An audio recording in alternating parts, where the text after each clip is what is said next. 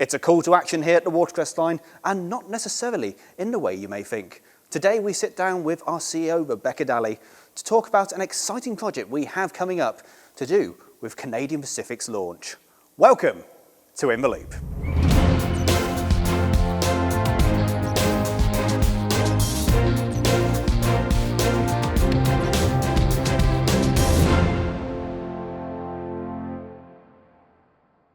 Hello folks and welcome to the Watercress Line. Now before we get into today's episode, it's time for a quick fire look around the railway to see what's been happening since we last saw you.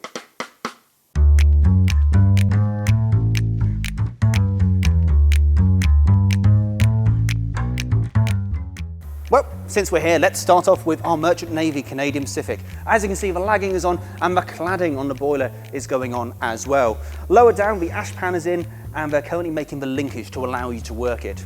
On the inside of the firebox, that grate is now going in. Again, linkage mechanism. This allows the grate to rock so you can drop the fire. It's quite a fantastic improvement on some of the older locomotives which has a fixed grate, which essentially means you have to get long shovels in to empty out all of that fire.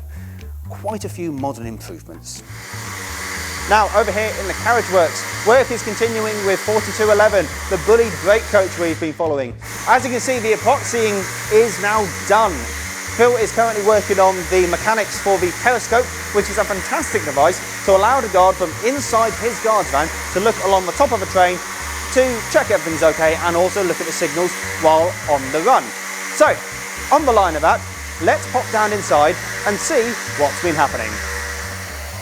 Well, we saw it from the outside, here it is on the inside. This is the periscope, albeit the bottom control levers. There will be a mirror here to allow the guard to see in, up and along. This is the guards compartment in the guards van. It has been extended a little bit because it was getting a bit claustrophobic at times, so it gives them a little bit more room to play with. Aside from that, they've also done some work on the floor. That's been refurbished and is now in. Now that we're on lunch, let's have a look at what the noise was all about that we heard earlier. These are the two bogies for the coach behind that we've been following lately. They're currently out having a bit of work done. They've done some work on the springs. They're currently wearing down the metal using the needle guns, ready for painting, and then these are going to go away for tyre turning, working on the wheel profiles. Looking at the bodywork of the coach, they're currently doing some finishing and fettling works on the doors here, and then at the top, that little gap above the yellow line, that is where the guttering is going to be put. Over here in the boiler shop, work is continuing with 499's boiler. You can see they're working on the rivets here on the front tube plate, and at the back they're continuing the work with the firebox. Now, just a few weeks ago, we held our Autumn Steam Gala with two Great Western Railway visiting locomotives, courtesy of our friends at Didcot Railway Centre and the Swindon and Cricklade. It was absolutely fantastic, and on the line of the rolling stock side of things, the QM brake van, which I'm standing on, was out. Now, this had just had an overhaul. The wagon team did it in just 8 days, including a new cabin floor, timber repairs, and an internal and external repaint. An absolutely superb job by the team and really helps show off what we can do. Now looking ahead, we have a lot to look forward to. Of course, towards the end of the year, we have our showstopper event, Steam Illuminations. Tickets are available at watercressline.co.uk and it is by far the best way to round off the year, so do book your tickets now. Now, looking ahead to the video front, we have something very exciting in the pipeline, and it answers a question that us and many heritage railways get asked when a big locomotive is being overhauled. Will it be restored to mainline standard? And the answer normally is no. Sounds a bit pessimistic. If you remember, actually, the Midhants did used to run a rail tour known as the Green Train, using our stock and our locomotives. So it seems weird that not every locomotive is restored to that mainline standard, just like Weybridge is being done now. So we've got something exciting in the pipeline to hopefully show you just some of what is involved in taking a steam locomotive out on the big railway. And the answer is not just technology.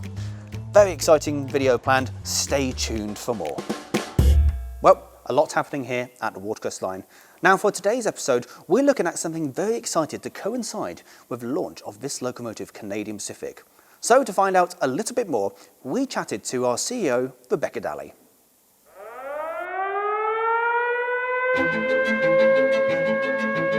picture the scene. It's 1941 and the new class of locomotive has been commissioned, which is really unusual in its own right. It's the middle of the war. America's not yet in the war, so strategic materials are at an absolute premium. And yet the designer Oliver Bulleid managed to persuade the government to allow him to both design and build a completely new class of locomotive, incorporating all kinds of really innovative designs brought over from America. Because we're at an absolutely key point in the war, most of the fit and able men have been called up for service. So who's going to build this huge locomotive down at Eastleigh Works, which was already a very established works? And interestingly, it already had a number of women working. There were women working at Eastleigh Works even before the war. So it was the women who stepped up to the plate, got trained up in order to build this newly designed locomotive. One of the challenges for us is there are no photographs that we can find of the women who were building Canadian Pacific down in Eastleigh Works in 1941. Across the airfield at Eastleigh, the women who were building Spitfires, there are loads and loads of photographs of them, all used as PR tools during the war to encourage women into war work.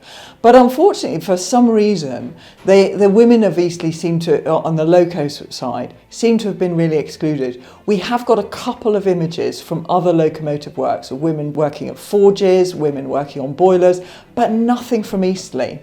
So that led us not only to speculate, well, wouldn't it be great to find some real pictures of the Merchant Navy class locomotives being built at Eastleigh?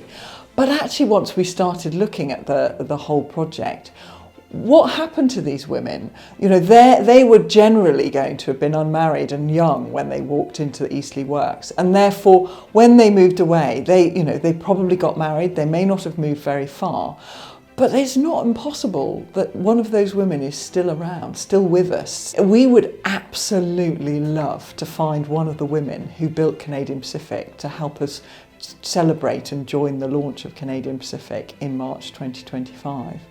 We know that those women would have been really heavily involved in the engineering because we've done the same job with our volunteers. We've taken our expert staff and we've trained people who didn't necessarily have any background at all in building a locomotive, and they've been working on our boiler for the last few years, and they've been putting in the stays, doing really, really heavy work.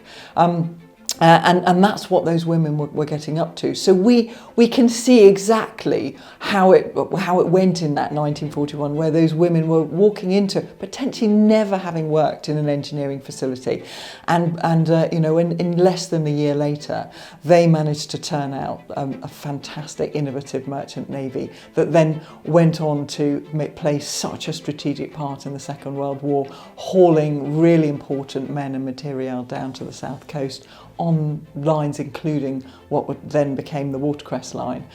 So to get one of those women to join us for the launch of Canadian Pacific would be such a thrill, but even just to get some photographs of those wonderful women who stepped up to the plate at that time would be really special. So that's what we're after. So we have a real call to arms to everybody who's out there, particularly if you're a local person and you know that your family members might have worked down at the Eastleigh Works during the Second World War. We want people to ask that question: what did my grandmother or my great-grandmother do during the war? They were very likely involved in some kind of war work, because by 1941 there was a desperate need. So everybody was doing their bit, everyone was pulling their weight.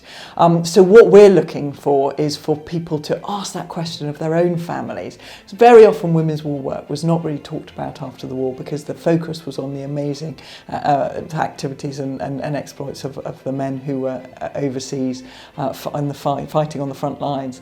So we're really keen to find out, did your grandmother, did your great-grandmother work at Eastleigh Works during the war? Might she have been one of the people who built Canadian Pacific?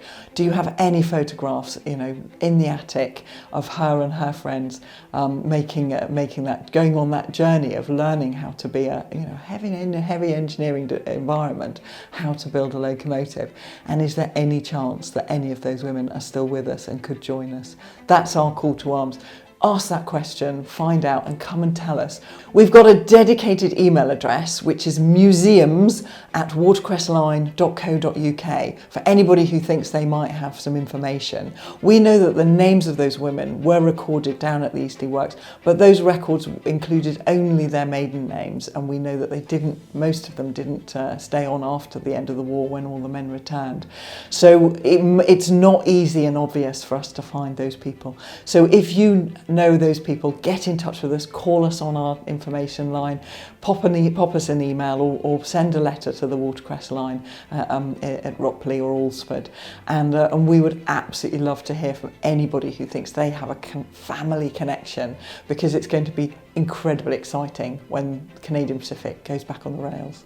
So when the Canadian Pacific project was first conceived, we realised that it had been both built and rebuilt in 1959 at the Eastleigh Works. And the Eastleigh Works, we were very, very pleased, were happy to welcome the locomotive back in order for us to rebuild it using both volunteers and apprentices as part of this National Heritage Lottery funded project. So there was a really strong connection with Eastleigh, both because it was being built, rebuilt and then restored there. We were absolutely delighted that the team at Eastleigh Works was happy to have the locomotive back. And there was a huge project to engage and help people to understand the story of Canadian Pacific at the time. It was during that project that the project leader, Dr. Becky Peacock, discovered that obviously most of the people who would have been building Canadian Pacific in 1941 would have been women doing the war work. So they would have been supervised by the male counterparts, but the youngsters would have gone off to war. So it's very exciting for us to have had that very strong connection with the whole of Eastleigh town, because it's a massive railway town and a hugely important part of its history is involved in the women who would have built Canadian Pacific and the other merchant navies at Eastleigh. The project has gone on for a little while, so it's 12 years since we first put Canadian Pacific into the Eastleigh Works, and over time it has moved back to the Watercress Line's engineering works at Ropley, and that's where we've been the beneficiary of a number of our volunteers who've come in to both bring their skills to bear but also to learn their new skills in helping us to rebuild the boiler and the chassis. So the Eastleigh Works has got a really, really strong connection with both the Watercress Line and also the Canadian Pacific. So that's one of the reasons that we're particularly keen to find this local connection.